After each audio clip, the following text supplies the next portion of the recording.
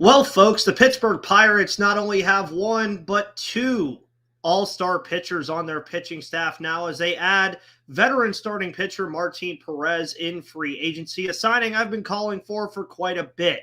We're going to talk about what I love about this move, what the rotation is going to look like, some plans moving forward, and more on this live edition of Locked On Pirates. You are Locked On Pirates, your daily Pittsburgh Pirates podcast. Part of the Locked On Podcast Network, your team every day.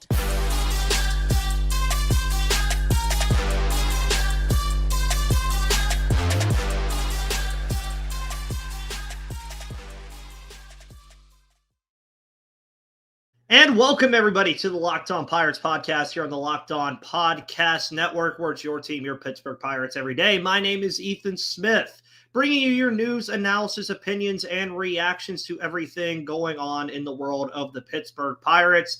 And yeah, the launch pad. This is great news for the Pittsburgh Pirates as they have added another starting pitcher to the fold in Martin Perez, a signing that I've been looking for, folks, for quite some time from this Pittsburgh Pirates team. It was in my offseason wish list show. It was something that I really wanted to see this Pirates team do, and this was before they even added Marco Gonzalez to the fold as well. And for the Pittsburgh Pirates, obviously, it's a one-year, $8 million deal, which, if we're going to be honest, folks, in this market for starting pitching right now, not a lot of money for Martin Perez, but you have to really own up to the fact that Perez, when you look at what he is and what he has offered, one, he's a World Series champion.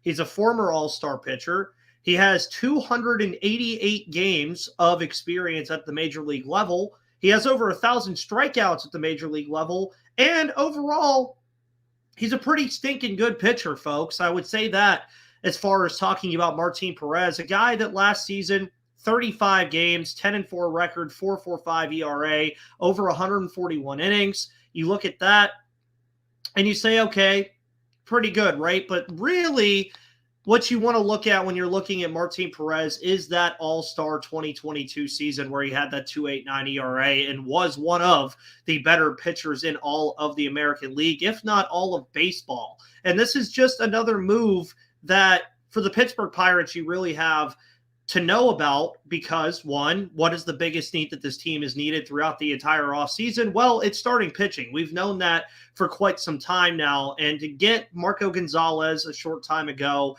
in a trade that really didn't amount to much just because it was a player to be named later and somebody that we'll probably all forget about as soon as we hear about it. And then you get Martin Perez. So now you're starting to cook a little bit with this starting rotation that, due to the Johan Oviedo news, you were very down on. We were all very down on the rotation because things looked bleak. Things did not look all that great. And yeah, it was kind of frustrating to see a lot of these starting pitchers fly off the board like a Sonny Gray, like a Shohei Ohtani eventually, etc. Those guys that have all flown off the board, and the Pirates just kind of stagnant and do nothing. But now things have picked up quite a bit. They've picked up Marco Gonzalez. They've picked up Martin Perez. So now you're working with a three-group fold of Mitch Keller, Martin Perez, and Marco Gonzalez, three guys that I think you could very well trust going into any single outing. And for Martin Perez, he's that kind of guy who's going to eat innings for you. He's pitched well over 100 innings in most of his career. Obviously, he had 124 in 2013, 198 in 2016, 185 in 17, 165 in 2019, and he's pitched well over 100 innings in 2021, 2022, and this season. So this signing, I think, just made total sense. And the 1 year, $8 million, sure, whatever. It's a price tag to add to it. Does he stay? Who really knows? But at the end of the day, I think this is a great signing for this team. I think Martin Perez is the kind of guy that you could trust to go on the mound every 5 days and give you a quality start. He proved that in Texas. And ultimately this season, a big reason for some of his success was the lack of really consistency that he saw, seeing the idea that Jacob deGrom was brought in, Max Scherzer was brought in, Jordan Montgomery was brought in, Nathan Eovaldi had been there. he just kind of got lost in the fold in that strong Texas Rangers starting rotation that really led them to a World Series. But Martin Perez was still a very big component to what the Texas Rangers did throughout the year to even make the postseason in the first place. And you look at what he also does well. I mean, he's going to have home run issues. That's something that Martin Perez has dealt with throughout his entire career. But then you also have to factor in that PNC Park is a pretty pitchers-friendly ballpark, folks, and that's something that you really want to see for a guy like Martin Perez is to come in here and bring that home run number down.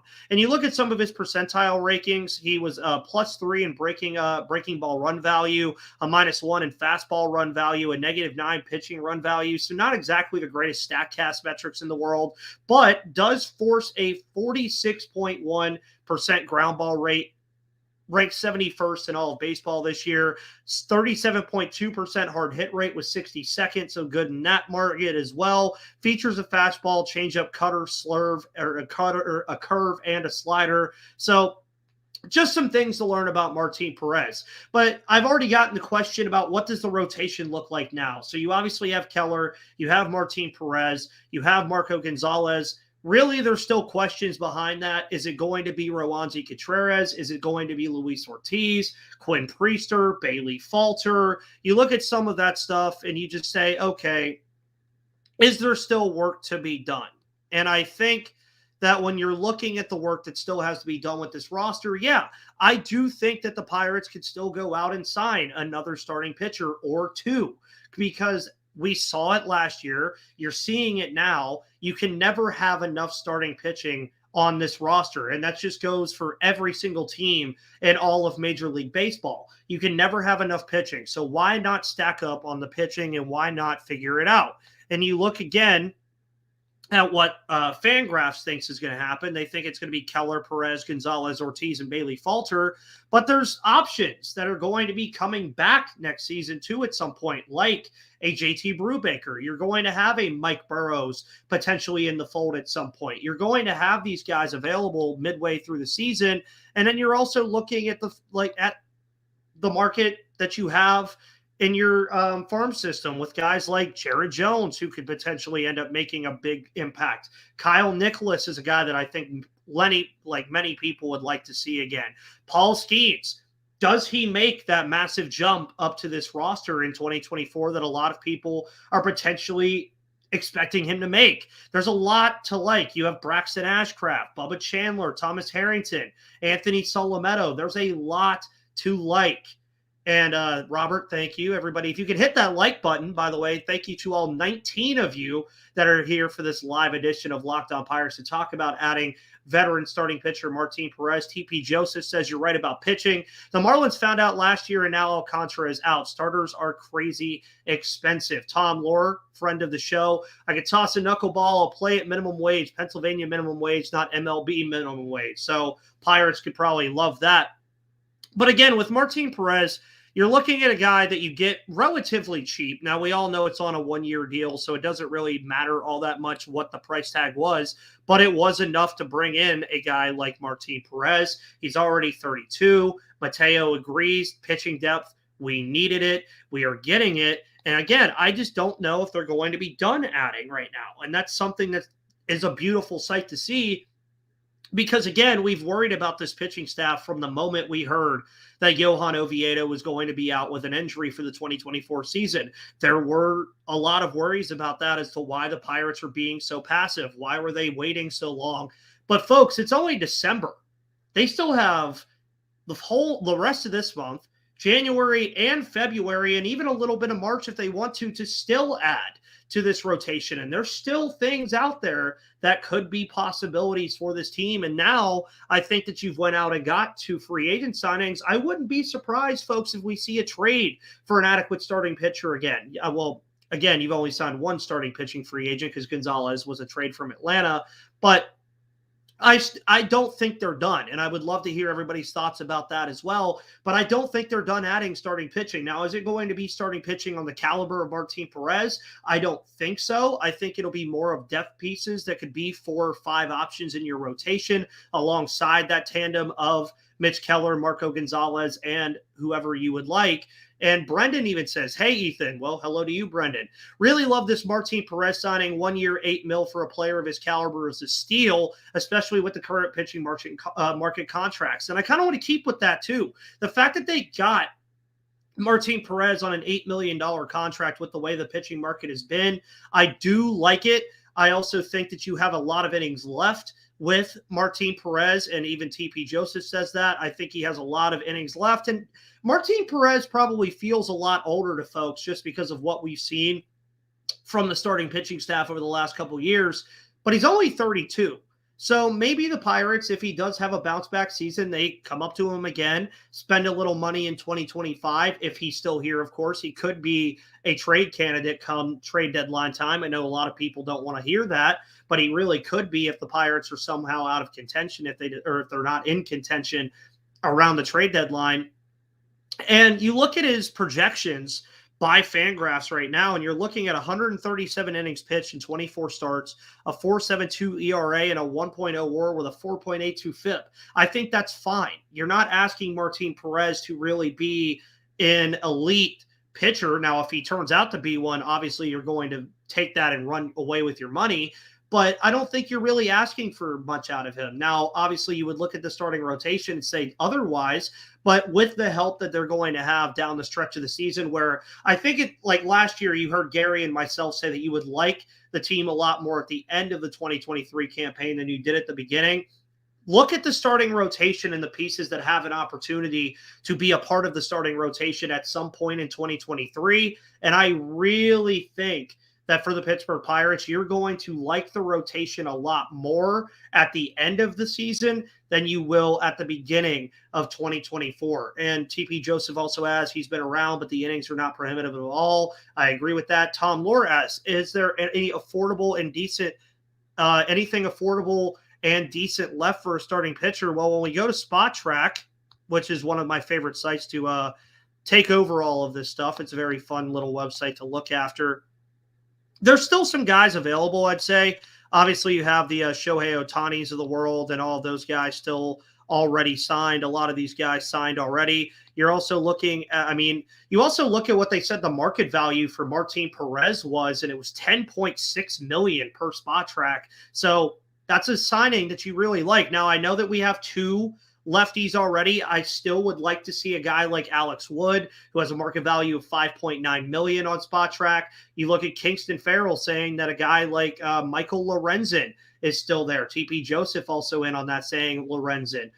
Dan also said, I heard stuff about us offering Shamanaya a similar deal to the one we did with Francisco Liriano. That would be something interesting. I don't know how I feel about that. Sneaky Fat Cat also saying Bauer.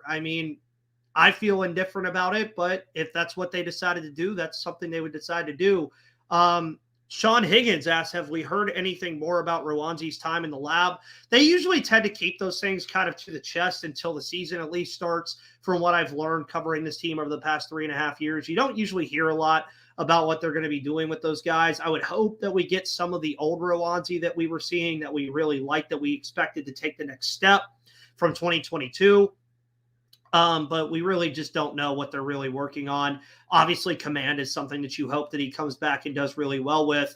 Do I think Bauer is a distraction? 100%. But again, I just don't think that it's going to happen. You look at Mike Clevenger. That's a guy that you could really think about. Mike Clevenger still on the market right now. At around $13 million. Lucas Giolito has been a popular name among many of you in my comment section. He's still available. Brandon Woodruff is still available. Now, obviously, he wouldn't pitch in 2024, but that's definitely something that you could think about as far as a future signing. You still look at Jordan Montgomery. He's still a free agent as well. Corey Kluber, James Paxton, Zach Greinke. You look at Brad Keller, another option from the Kansas City Royals system. That would be very interesting. Vince Velasquez, a guy that a lot of you guys have mentioned as a possibility of coming back. You look at Zach Davies. So to answer your question, Tom, about if there's still a lot of affordable starting pitching out there, for sure, there's definitely a lot. And Kingston Farrell says, do we see a trade upcoming week as a Christmas present? For Jason Mackey's sake, hopefully not. And for every reporter's sake, hopefully not. It's possible. I do think that You might see them heat up a little bit more on the trade market. I mean, we've already seen them trade for Edward Olivares. You've already seen them trade for Marco Gonzalez. So I wouldn't be shocked if we see another trade from the Pittsburgh Pirates in the starting pitching department, maybe into the first base department. Definitely something as well. TP Joseph also said Edwards Jr., but he's mainly in the pen now. Yeah, Carl Edwards Jr., definitely a pen option, but I would not be against adding to the pen right now. Dan says, I like Kutch, but I don't really think there's a spot on the team for him anymore if we really want to make a push. I do think as a DH and potentially filling in as a right-handed option, as a DH and a right field option, yeah, there's definitely a spot that you can find for Kutch, but it really just all depends on what the Pirates decide they want to do with him. But as far as the Martin Perez signing goes, I think it is pretty clear that you all like it. I love it. Obviously, again, I predicted it about a month ago that I really wanted the Pirates to get this done. It's something that I was hoping they would get done, and they got it done. And for relatively cheap as well, and I think that still gives them a little bit of flexibility now. I mean, your free agent signings are Rowdy Tellez and Martin Perez, so you still have a lot of flexibility, I'd say, financially to increase this payroll a little bit, as Ben Cherington said that they want to do. And again, folks, I wouldn't be surprised if they add more. And leave your thoughts in the comments as well. I just wanted to come on and jump on about this. But the Pittsburgh Pirates have signed starting pitcher, the veteran Martin Perez, former 2022 All-Star. I've been calling for it for a while. Thank you for coming on to the live stream. It'll also be up on YouTube, so go make sure you like and subscribe on YouTube. We're almost at 1,300 subscribers, so thank you so much. Have a wonderful rest of your evening. We're going to talk about this a lot tomorrow with Gary Morgan on the show, so make sure you check that out on Tuesday. But until then, folks, I'll see you on the flip side.